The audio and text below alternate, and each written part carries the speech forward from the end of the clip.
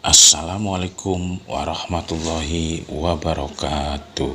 Selamat pagi anak-anak Indonesia dimanapun kalian berada. Jumpa lagi bersama Papa Yosi. Bapak doakan semoga anak-anak di seluruh Indonesia selalu dalam keadaan sehat walafiat. Bertepatan dengan tanggal 17 Agustus, Bapak ucapkan selamat hari ulang tahun ke-76 kemerdekaan Negara Republik Indonesia. Indonesia tangguh, Indonesia tumbuh.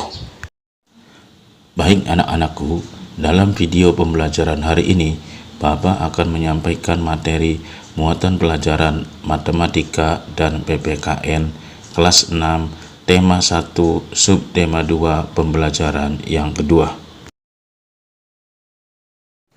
Tujuan pembelajaran yang ingin dicapai adalah 1. Setelah membaca soal, siswa mampu menyebutkan bentuk operasi hitung campuran distributif dengan benar. 2. Setelah menentukan bentuk operasi hitung campuran, siswa mampu menyelesaikan soal dengan benar. 3. Setelah berdiskusi, siswa mampu menemukan 3 contoh pelaksanaan sila keempat Pancasila dalam kehidupan sehari-hari dengan benar. Dan yang keempat, setelah berdiskusi, siswa mampu menerapkan 2 kegiatan yang sesuai dengan sila keempat Pancasila dalam kehidupan sehari-hari dengan benar. Anak-anakku, perhatikan berikut ini. Udin membantu ibu membuka belanjaan.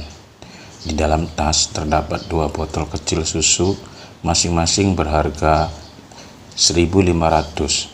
Kemudian Udin menemukan 2 kardus kecil telur, masing-masing berharga 10.000. Anak-anakku, operasi hitung mana yang menunjukkan besarnya uang yang dibelanjakan ibu?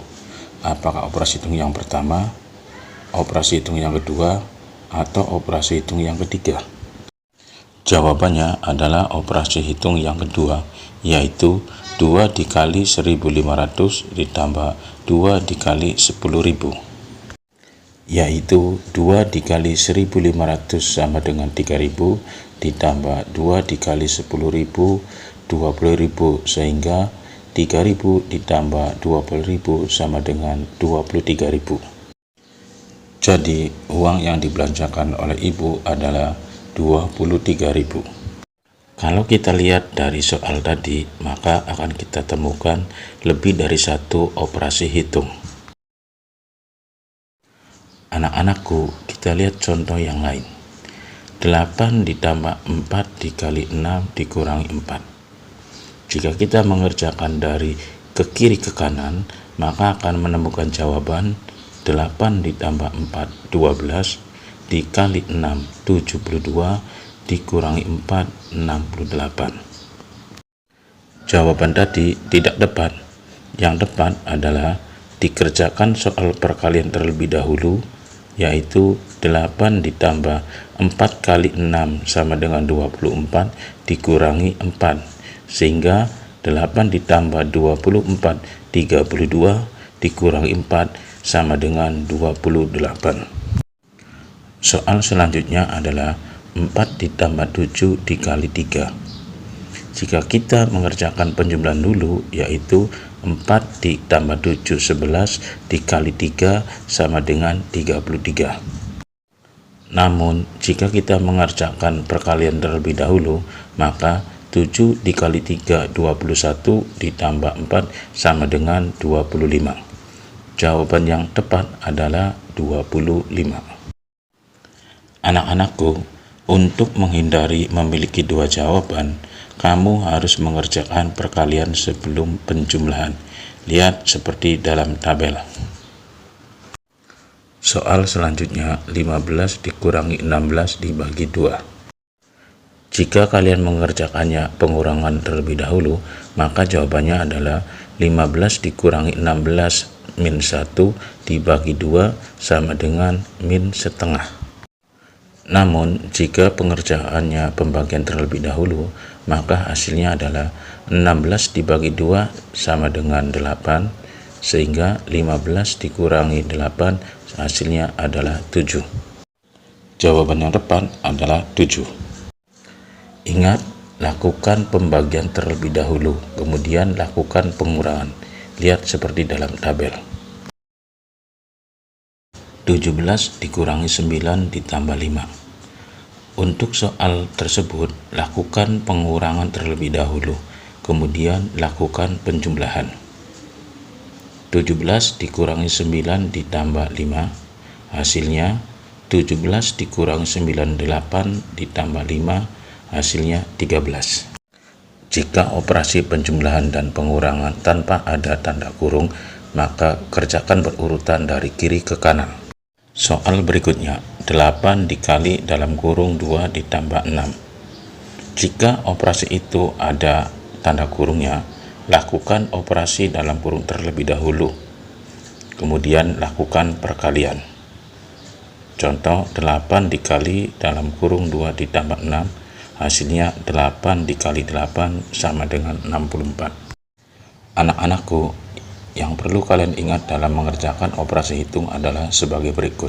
1. Selesaikan operasi hitung di dalam kurung. 2. Dahulukan perkalian dan pembagian sebelum penjumlahan dan pengurangan. 3. Jika ada perkalian dan pembagian tanpa tanda kurung, kerjakan berurutan dari kiri ke kanan.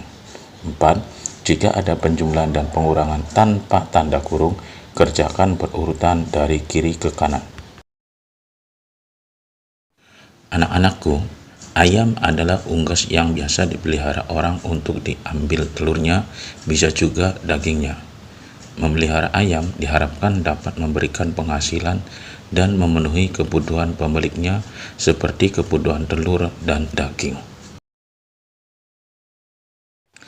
Anak-anak masih ingat bunyi dari sila Pancasila. Yang pertama adalah ketuhanan yang Maha Esa. 2. Kemanusiaan yang adil dan beradab.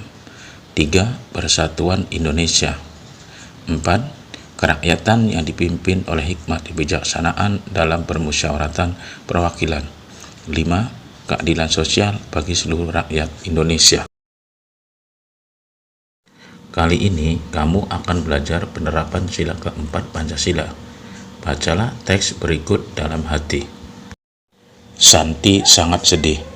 Ayahnya baru saja bercerita bahwa penduduk setempat mengeluhkan keberadaan peternakan ayamnya. Mereka tidak tahan dengan bau yang berasal dari peternakan ayamnya. Santi bingung. Peternakan ayam Santi adalah peternakan keluarga. Usaha dari peternakan dapat menghidupi keluarga dan membiayai sekolahnya. Santi memiliki peternakan ayam petelur. Secara teratur, ia mengirimkan telur ayamnya ke pasar untuk disimpan di salah satu toko di sana. Santi tidak mau peternakan ayamnya digusur.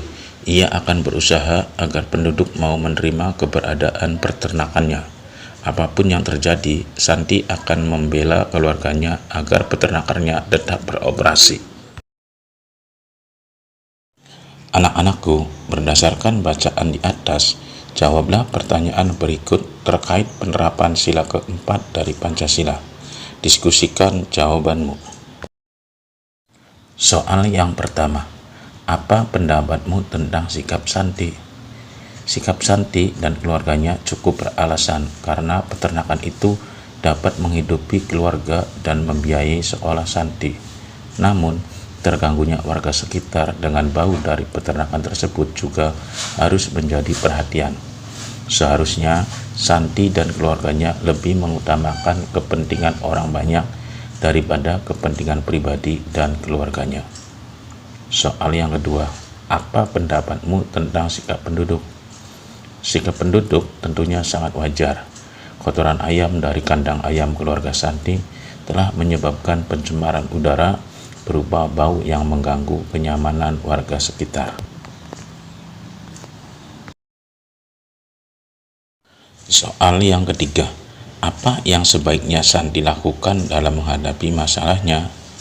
Sebaiknya Santi dan keluarganya memindahkan kandang ayam mereka jauh dari pemukiman warga. Lokasi tempat pemeliharaan yang jauh dari pemukiman warga tentunya tidak akan mengganggu kenyamanan warga sekitar. Soal yang keempat, apa yang sebaiknya penduduk lakukan terhadap keberadaan peternakan ayam? Sebaiknya penduduk dan masyarakat sekitar memusyawarahkan mengenai dampak dari peternakan milik keluarga Santi, agar Santi dan keluarganya tidak kehilangan mata pencaharian dan masyarakat pun tidak terganggu dengan bau yang ditimbulkan dari peternakan keluarga Santi. Baik anak-anakku, penerapan sila keempat dari sila Pancasila sangat penting dilakukan. Dalam kehidupan sehari-hari, kamu mungkin menyaksikan beberapa permasalahan dan akan teratasi saat sila keempat dijalankan. Berikut ini adalah contoh pelaksanaan sila keempat. 1. Tidak memaksakan keinginan. 2. Bermusyawarah. 3. Mengutamakan kepentingan orang banyak. Dan yang keempat, menjalankan keputusan yang telah disepakati bersama. Anak-anakku, demikianlah materi video pembelajaran dari Bapak hari ini. Semoga bermanfaat untuk kalian. Selamat belajar, selamat bekerja. Terima kasih. Wassalamualaikum warahmatullahi wabarakatuh.